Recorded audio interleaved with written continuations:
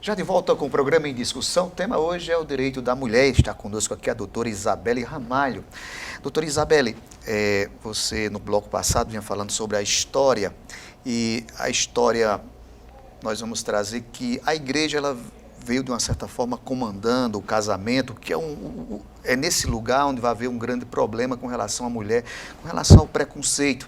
Tem um livro de Álvaro Vilaça, né, que é o Estatuto da Família de Fato, né, que trata essa questão da família que não é uma família legalizada pelo casamento, porque o poder do casamento estava na igreja. Só depois, lá no final do século XIX, que o Estado passa a ter o sistema de cartório, de casamento, direito civil, e aí surge a instituição do casamento. Mas até esse momento, a mulher sofria ainda grande preconceito. Isso, né? Se a gente for observar, né, a estrutura do sistema jurídico brasileiro por séculos, como a gente vinha falando no bloco anterior, nós observamos uma estrutura voltada para uma família de um modelo único. Era o único modelo de família possível dentro do nosso ordenamento jurídico.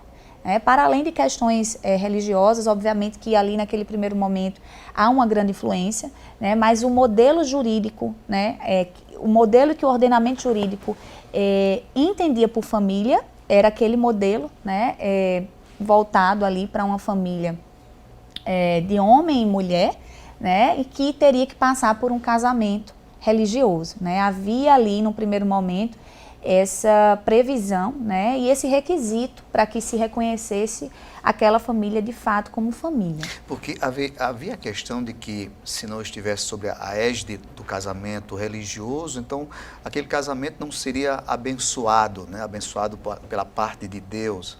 Mas o Estado vem, a questão dos direitos, as garantias, vem por meio da lei, né? E aí, nesse primeiro momento, ainda, como você falou no bloco anterior, esse direito da mulher ainda é muito pequeno ainda é pouco reconhecido. Pois essa questão do direito, da religião, né, a Constituição de 88, ela traz aí, a gente diz que é a grande carta, né, é a nossa carta democrática, porque ela traz a partir, inclusive, da própria liberdade religiosa, do pluralismo religioso, a definição de família, a proteção à família, né? E a Constituição, ela rompe com esse olhar muito único de família. Não que a mulher ela não tenha mais o direito de ter a sua religião, de formar a família dentro de uma perspectiva religiosa, dentro da sua moral, dentro da sua concepção de mundo, né? Mas agora a Constituição diz, olha, todos são iguais perante a lei, independentemente de origem, de raça, de orientação sexual, e aí dá esse tratamento igualitário e coloca lá no artigo 226, né? A família é base da sociedade e merece proteção especial do Estado, mas também de toda a sociedade. Todos nós devemos proteger a família, porque é na família que nós temos ali os primeiros ensinamentos, né? É onde a criança cresce, né? E se desenvolve ali a primeira infância, a segunda infância, né? E é a partir dali que a gente tem, né, se uma família bem protegida, num lar, uma criança que nasce num lar saudável, né, com todos aqueles direitos que a doutrina da proteção integral agora é consagrada na Constituição Federal, com todos aqueles direitos a uma vivência comunitária, a educação, a saúde, a viver num lar com paz, em harmonia, num lar sem violência, a gente tem aí adultos e, consequentemente, cidadãos, né, que vão construir uma sociedade no direito, na medicina, nas mais diversas áreas, né, uma sociedade voltada para o bem comum, né, para a ética, para os bons costumes, enfim. Então, esse modelo de família, a gente rompe com ele a partir da Constituição de 88. Mas ainda, né, obviamente, nós temos uma cultura,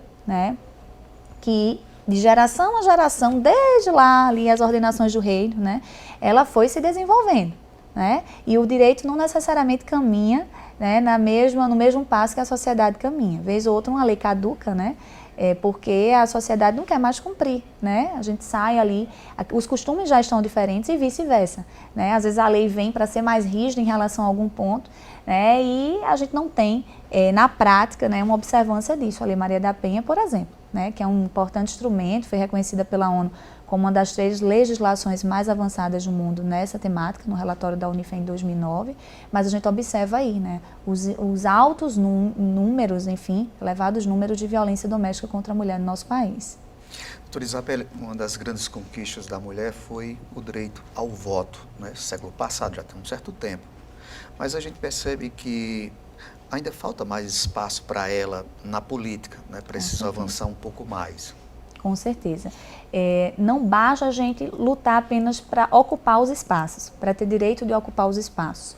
Nós precisamos mudar os costumes, os pensamentos, transformar de dentro para fora, como a gente fala, né? Então, temos ali o espaço conquistado. Mas como é que a mulher nessa sociedade, ela é criada, ela é educada, né?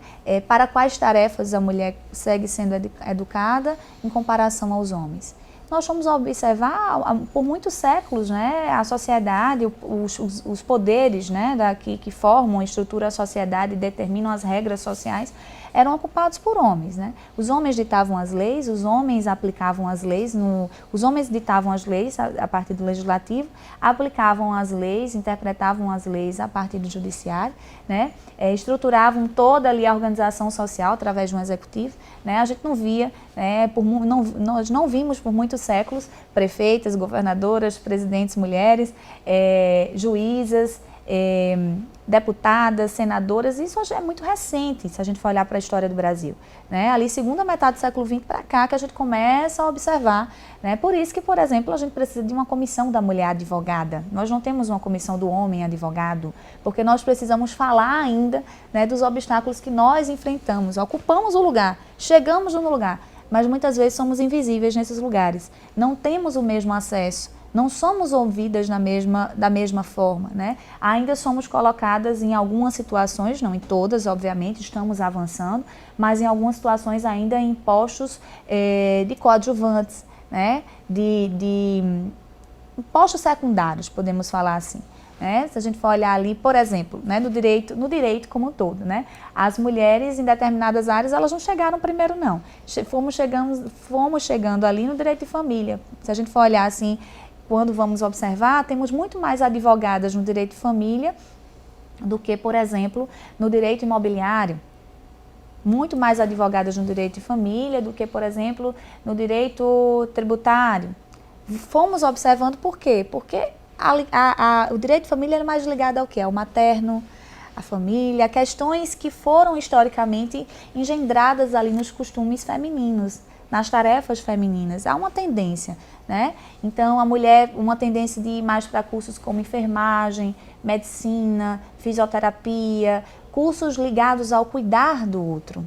É por isso que a gente estuda o gênero como uma categoria de análise. A gente precisa adotar o gênero como uma categoria de análise, e o gênero nada mais é do que justamente o comportamento social, os papéis sociais, né? Do feminino, do masculino, né? E isso atinge também o homem, né?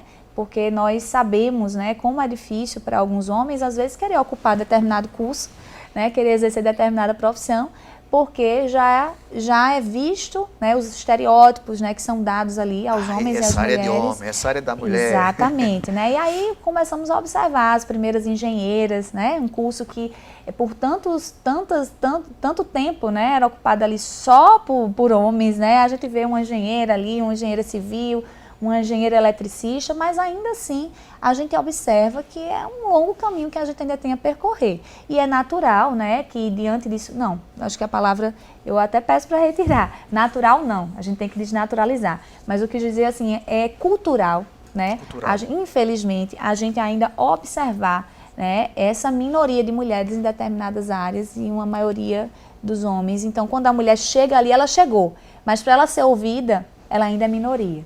É porque essa questão cultural, ela vai dizer muito, e para você mudar uma coisa que já é milenar, de muitos anos, não é? Então, mudar realmente é um grande desafio. Mas eu concordo com você que houve um avanço nesse sentido de mudar o pensamento, já se avançou, algo já que é considerável, mas que precisa muito mais. Com certeza.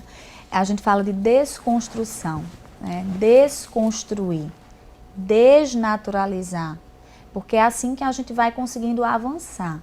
né? O próprio STF, na ADC 19 ali, quando houve a promulgação da Lei Maria da Penha, que estabelecia ali uma proteção específica para as mulheres em situação de violência doméstica e familiar. Ela foi promulgada em 2006, porém ainda houve uma resistência do judiciário. Muitos juízes, né, quando ali provocados, chegavam a declarar a Lei Maria da Penha uma lei inconstitucional, porque ela estaria trazendo ali um tratamento desigual, porque não estaria protegendo a mulher em detrimento do homem. Por que não proteger também um homem em situação de violência doméstica?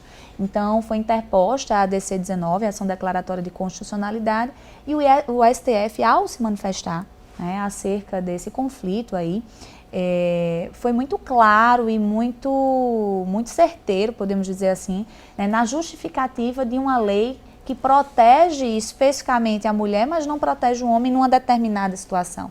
E o STF justamente traz esse contexto cultural, né? Os votos dos ministros são votos que merecem ser lidos, né, estudados, não só para o campo da violência doméstica, mas nessa perspectiva da máxima aristotélica de tratar desigualmente os desiguais, na medida da sua desigualdade, para alcançar a igualdade real. Né? Como também é o que justifica a CLT, né? A lei que protege o trabalhador, é o que justifica o CDC, a lei que protege o consumidor em relações específicas, a gente proteger pessoas que estão vulneráveis em face de algum contexto. No caso da mulher em situação de violência doméstica, em face de um contexto cultural, patriarcal, como reconheceu o próprio STF. Se por anos a legislação autorizava a própria prática da violência doméstica, lá nas ordenações do reino, como a gente falou, castigar com pau e pedra a própria esposa para discipliná-la, né? Se autorizava, inclusive, em algum momento, autorizou, inclusive, a matar, bastava um boato de adultério, que o marido poderia matar a esposa. Então, isso foi se engendrando nos costumes, nos pensamentos, na forma como essas famílias iam se desenvolvendo ao longo dos séculos, de geração em geração. Então, por mais que a lei passe a retirar, passe a condenar, passe a punir, não é simples. Então, a gente precisa mudar e transformar, desconstruindo esse pensamento, desconstruindo essas crenças, né, de outrora, para que a gente consiga realmente avançar. Ok. Doutora Isabelle, muito obrigado pela sua entrevista. Gratidão toda minha, Ari. Ok, o programa Em Discussão termina aqui. A gente quer agradecer a sua companhia, a sua audiência. A gente volta em outra edição e até lá.